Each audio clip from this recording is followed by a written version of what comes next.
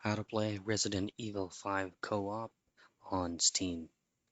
Now in this video I'm going to show you how you can connect or play with your friends or co-op mode Resident Evil 5 using Steam. It's very simple. All I have to do first, if you have the game from Steam, is make sure that you already added your friends on one of your Steam account.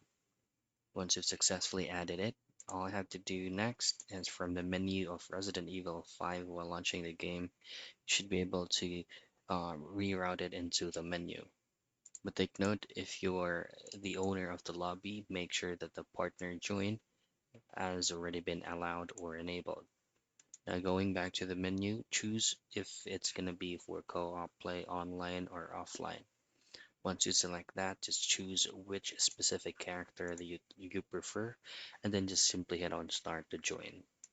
And that's it. That's how you play Resident Evil 5 co-op on Steam.